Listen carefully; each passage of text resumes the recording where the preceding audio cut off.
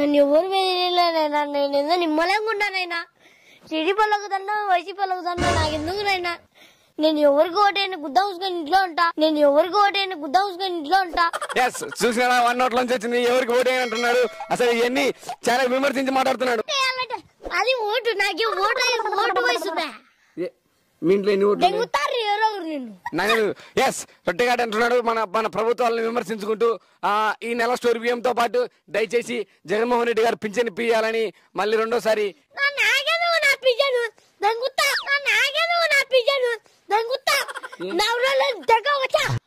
ఏమైందిరా పింఛన్లు నాకు ఇచ్చారు ఏమన్నా మహిమకి ఇచ్చారు మహిమకు అడుగుపో దెంగుతా పరగ తీసుకొని మన రొట్టెగాడు ఏమంటున్నాడంటే ఇంటికాడికి ఎవరైనా ఓట్లు అడగనీకి వస్తే కనుక నేను పరకతో కొడతాను అంటున్నాడు.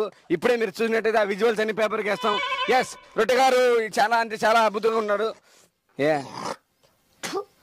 కుక్క పలికిమాల గుద్దంగా నేను చెప్పానా లెక్క కోసం ఎన్ని అబద్ధాలు ఆడతారా పలికిమాల కొడుకల్లారా దేశాన్ని మడ ఉడిపించారు కదా మీరే లేదా గుద్ద మూసుకొని ఇంటర్వ్యూలు అవడాని.